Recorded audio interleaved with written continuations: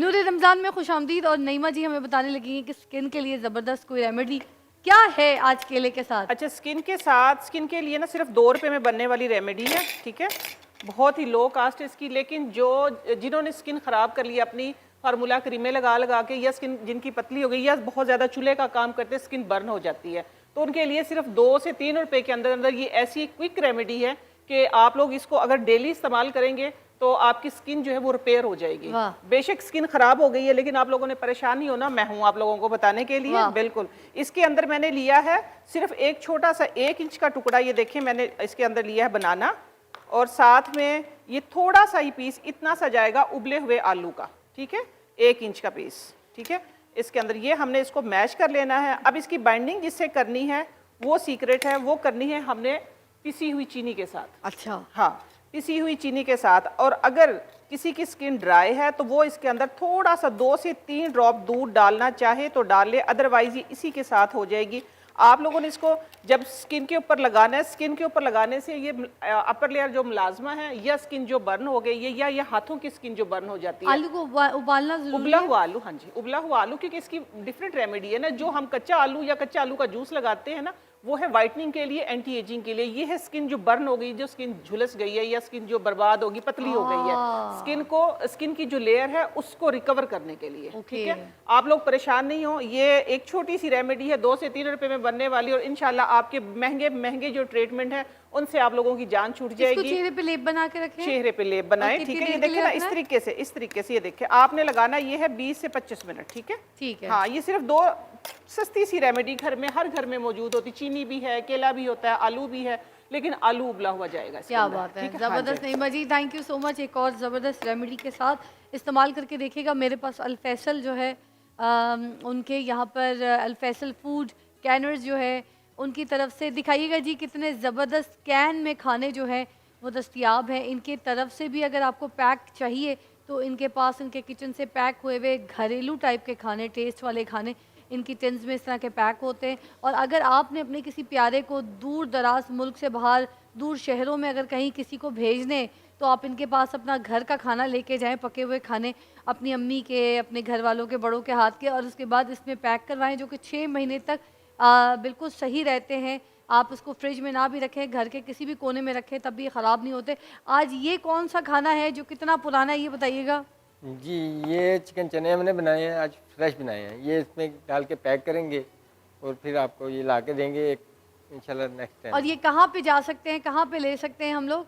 ये कैन जो है हमारी शॉप से मिलेंगे आपको। सुबह 10 से लेके 3 बजे तक हमारी टाइमिंग होती है। ठीक है, कहाँ पर जगह? बाबा शाह जमाल सुपर मार्केट में। ठीक है, ठीक है जी। इसके अलावा आप हमें सुबह 10 से 3 तक ऑर्डर देंगी, ठीक है, इंशाल्लाह रात 9:30 बजे हम आपको वापसी तैयार करके देंगे। वाह जी। तो अब अपने लिए भी, अपने प्यारों के लिए जो दूर रहते हैं, हॉस्टल्स में रहते हैं, जो बच्चे पढ़ रहे होते हैं, उनको इस तरह से पैक करवा के अपने खाने जो है दे दीजिए।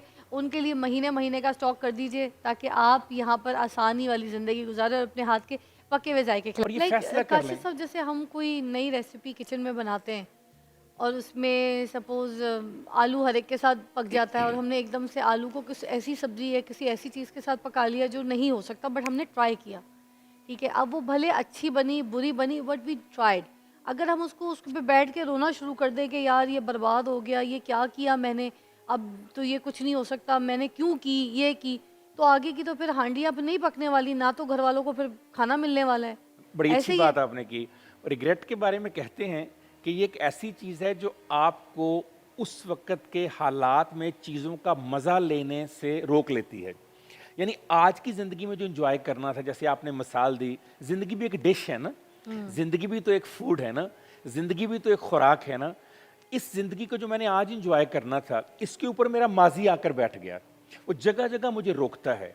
ये बताइए कि क्या माजी की फ़िज़ा या माजी का काशिफ जो है वो मुस्तकबिल की फ़िज़ा और मुस्तकबिल के काशिफ को रोक सकता है कहीं पर ना। अगर उसने रोकना शुरू कर दिया तो फिर मेरे ऊपर तो मेरा माजी हावी हो गया। अब जैसे मुझसे आपसे कोई अगर गलती हुई है ज़िंदगी में, पीछे पास हर एक इंसान से होती है, अगर हम उस माजी में रह जाएं, डिप्रेशन में चले जाएं, फिर तो मैं जहाँ पे मैं फ़िज़ा हूँ, जहाँ पे आप काशिफ हैं, वहाँ यहाँ तक तो आप नहीं आ सकते थे, ना मैं आ सकती थी। एक इसका कदम भी आगे नहीं मतलब बढ़ा है सकते। कि हमने डिप्रेशन को मारा जी बिल्कुल, और हमने पॉजिटिविटी को तरजीह दी। खुद इत्मादी लेकर आए आप, आपने खुद पर एतमाद किया, आपने अपनी गलतियों से लर्न किया और गलतियों से लर्न करके, जो देखिए ना सबसे बड़ा फायदा रिग्रेट का क्या गलती है? को लर्निंग प्रोसेस बनाना है, लर्निंग आप ये कह रहे अपॉर्चुनिटी है हैं। ना, ओके। अपॉर्चुनिटी थी, उसमें लर्निंग कर ली। ओके। इसका फायदा क्या होगा कि दोबारा जिंदगी में आप वो गलती नहीं दोहराएंगे। हाँ, प्रैक्टिस हो गई, सीख लिया। कहते हैं दानिशवर कि कोई इंसान या कौम गलती करने से तबाह नहीं होती, गलतियों पर इसरार करने से तबाह होती है, बार वाह, बार करने से। क्या बात है। कितनी बड़ी बात है, मैंने गलती की, मैंने सीख लिया, अब दोबारा मैं ये गलती नहीं करूंगा, नई गलती करूंगा, वाह। कोई नया सीखूंगा मैं। नया सीख लूंगा। तो जब मैं नया सीखूंगा, नई जिंदगी मेरे सामने पड़ी है, वाह। नई डिशेस मेरे सामने पड़ी है, तो मैं माजी के मज़ारों के ऊपर क्यों बैठ के रोना शुरू कर दिया, क्यों अपनी आने वाली जिंदगी को माजी की वजह से तबाह बर्बाद कर लिया। माजी के बारे में कहा जाता है even God can not change the past. माजी को तो कोई भी नहीं बदल सकता, वो जैसा है वैसे का वैसा ही रहना है। हाँ, मैं अगर आज अच्छे काम करूं, आज अच्छी हरकतें करूं, आज अच्छे अफ़ाल सरअंजाम दूं, तो मैं अपने माजी पे लगे हुए सारे धब्बे धो सकता हूं। मैं अपने माजी में तमाम गलतियों की बेहतर अंदाज में आज और आने वाले दिल में बेहतरी कर सकता हूं। बड़ी खूबसूरत बात C.S. लुईस ने की। उसने कहा, मैं पीछे जाकर इब्तिदा को तो नहीं बदल सकता, मगर मैं आज आगे जाकर इंतहा को बदल सकता हूँ। मुझे इंतहा को बदलना है, इब्तिदा को नहीं बदलना। वो जैसी थी वो अच्छा, फिर एक और तरह भी देखिए फिजा, वो माजी में जो गलती मैंने और आपने की, उस वक्त हमारी उम्र कितनी थी, हमारा तजर्बा कितना था, हमारा एक्सपोजर हम तो कितना, सीख रहे हैं। तो हम तो हम सीख रहे थे। सीखने का प्रोसेस है। अब एक मेच्योरिटी की लाइफ में आप वो गलतियां कभी नहीं करते जो आपने 8वीं जमात में, 9वीं जमात में, 10वीं जमात में की थी। वो एज ऐसी होती है। अच्छा, उस एज में अगर गलतियां ना करें तो सीखें कहां से? बड़ी जरूरत होती है गलतियां करने की भी। गलतियां करेंगे तो सीखेंगे, गलतियां करेंगे।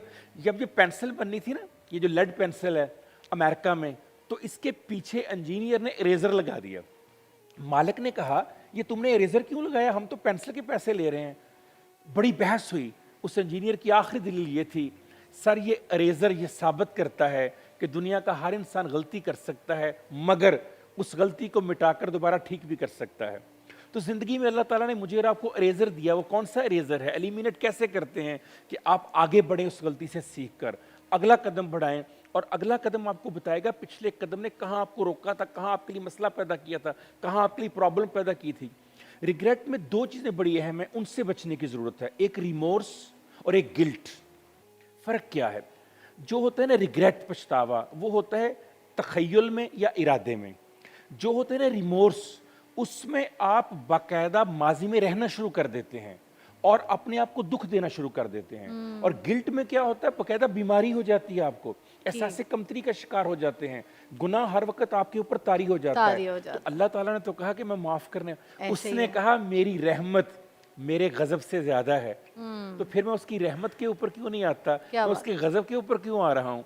गनी ने बड़ी खूबसूरत, गनी खान एक शायर थे, बड़ी खूबसूरत बात की। उन्होंने कहा, जिस अल्लाह ने फूल बनाए हों, जिस अल्लाह ने तितली बनाई हो, जिस अल्लाह ने बाग बनाया हो, मैं नहीं मान सकता उस अल्लाह ने दोज़ख भी बनाया होगा।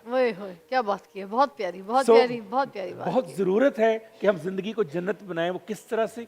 जो हमसे या दूसरों से गलतियां होंगी। अच्छा, पछतावा सिर्फ हमारा नहीं होता, दूसरे लोगों का भी होता है। दूसरे लोगों को भी माफ कर दें, उनको भी आगे बढ़ने दें, उनको भी जिंदगी गुजारने दें, उनको भी एक्सेप्ट करने दें। जैसा मैं हूं वैसे ही दूसरे हैं। अगर मैं गलती कर सकता हूं, दूसरा भी कर सकता है। क्या बात है जी।